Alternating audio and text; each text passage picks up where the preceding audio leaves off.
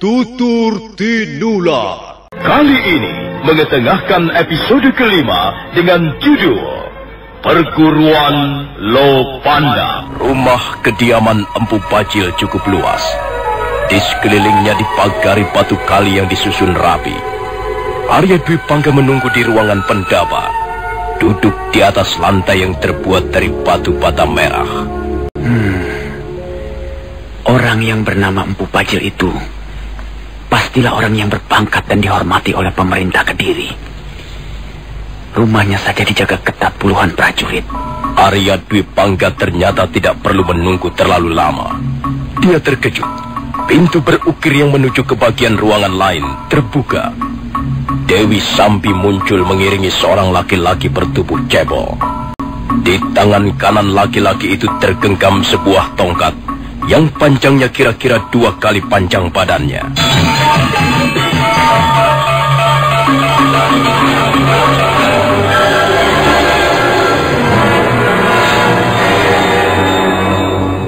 Kakang, inilah orangnya. Dia mengaku bernama Arya Dwi Pangga. Iya. Di mana kau tinggal? Saya tinggal di desa Manguntur, Tuan. Manguntur. Cukup jauh dari sini. Benar, Tuan. Saya berkuda hampir separuh hari lamanya. Kalau kau berkuda jauh-jauh dari Manguntur menuju Jasun Wungkal ini, tentunya kau mempunyai keperluan yang sangat penting. Benar, Tuan. Saya ingin melaporkan sesuatu yang sangat penting. Dia mau melaporkan tentang wanita asing yang menjadi pelarian itu, Kakang. Yang sampai sekarang belum kita temukan jejaknya. Apa benar begitu? Benar, Tuan. Apa yang akan kau laporkan mengenai wanita pelarian itu? Cepat bicara yang jelas dan benar. Kau tidak boleh main-main di tempat ini. Iya, baik Tuanku Dewi. Tapi apakah wanita asing itu sekarang ini masih menjadi buron pemerintah, Tuan? Kau ini bicara apa, ha? Tentu saja wanita itu akan menjadi buron seumur hidupnya. Dia sudah melakukan kesalahan yang sangat besar. Dia dan suaminya, yang mungkin sekarang ini sudah mampus, telah menyebabkan kematian sejumlah prajurit Kediri. Bahkan pemerintah sampai membuat gambar 2 orang itu dan menyebarkannya ke desa-desa dan tempat-tempat yang ramai. Barang siapa dapat memberikan keterangan yang berharga akan mendapat hadiah. Apa kau belum mendengar berita ini? Apa kepala desamu di Manguntur tidak mengumumkan berita ini pada warga desanya? Kalau kepala desa itu berani melakukannya, Manguntur bisa diberi tanda hitam. Kepala desanya bisa dipecat, dibawa ke pengadilan negeri untuk diperiksa kesetiaannya. Maaf, Tuan. Saya kira kepala desa Manguntur tidak melakukan tindakan ceroboh seperti itu. Justru saya sendiri mendengar berita ini dari seorang kawan. Dan kawan saya itu mendengar langsung dari kepala desa. Baik. Sudahlah. Jangan berpanjang lebar.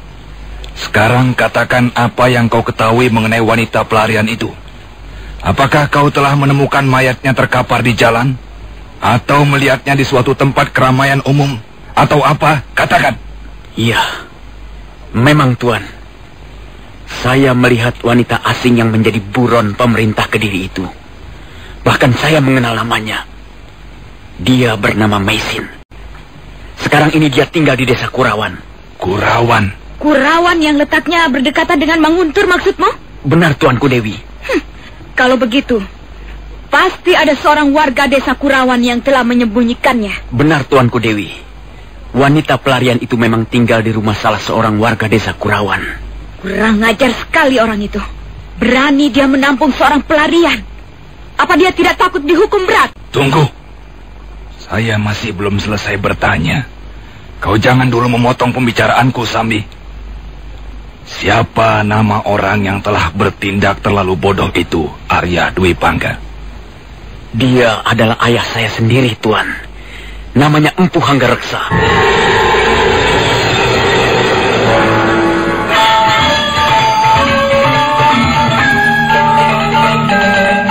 Dwi Pangga? Iya, Tuan. Kau tidak main-main, bukan? Keterangan yang kau berikan ini benar, bukan? Kau tidak bermaksud menipu atau menjebak kami, bukan? Tidak, Tuan. Tidak. Saya berkata benar. Saya berani membuktikannya. Baik. Kau boleh menunggu di luar sekarang. Baik, Tuan. Tunggu. Kau tahu, Selama ini sudah ada beberapa orang yang memberikan keterangan pada kami tentang wanita pelarian itu. Dan ternyata keterangan mereka itu tidak benar. Entah apa alasannya. Tapi yang jelas kami telah dibuat kecewa dan marah. Dan orang-orang tolol itu semuanya telah dihukum berat karena telah berani mempermainkan pemerintah Kediri. Mereka mengharapkan upah dari keterangan yang mereka berikan. Tapi justru sebaliknya, mereka malah dicambuk atau dipotong lidahnya karena telah membuat pimpinan kami kecewa dan marah. Ingat, Arya Dwi Pangga, kami sudah tidak sabar lagi. Kalau kali ini pun keterangan yang kau berikan tidak benar, maka aku tidak akan mengampunimu lagi. Kau tidak akan dicambuk, dipotong lidahmu atau kakimu, atau tanganmu. Tapi kau akan kupancung.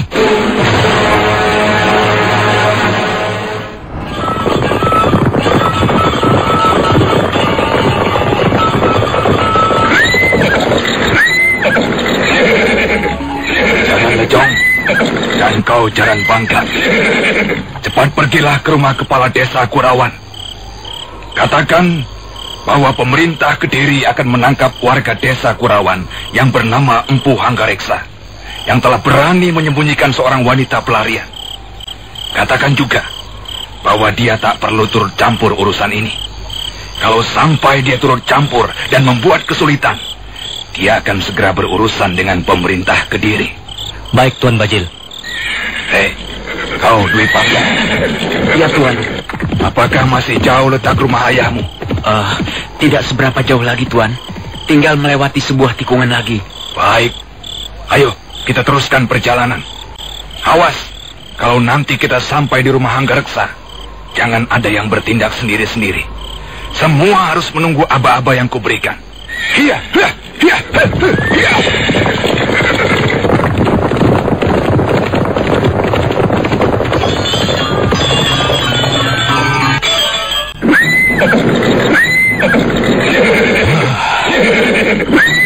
Makanya malam ini aku banyak tamu. Dan sepertinya mereka datang bukan untuk suatu maksud yang baik. Hai, Bu Hanggareksa, keluarlah dari rumahmu. Lebih baik kau menyerah. Rumahmu sudah dikepung rabat. Lebih baik kau tidak mengadakan perlawanan. Siapa orang-orang itu? Dan apa maksudnya mengepung rumahku? Siapapun mereka itu, pastilah bukan datang dengan maksud-maksud yang baik.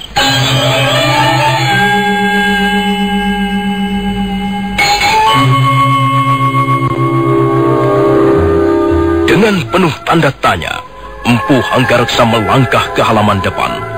Sementara itu di halaman depan, nampak beberapa orang penunggang kuda masih belum turun dari punggung kudanya. Di antara mereka, nampak Empu Bajil, Empu Renteng, Dewi Sambi tidak sabar lagi menunggu. Nah, saudara pendengar, bagaimanakah kisah selanjutnya? Peristiwa apa yang akan menimpa diri Empu Hanggareksa? Saudara pendengar, silakan menunggu seri berikutnya. Sampai jumpa.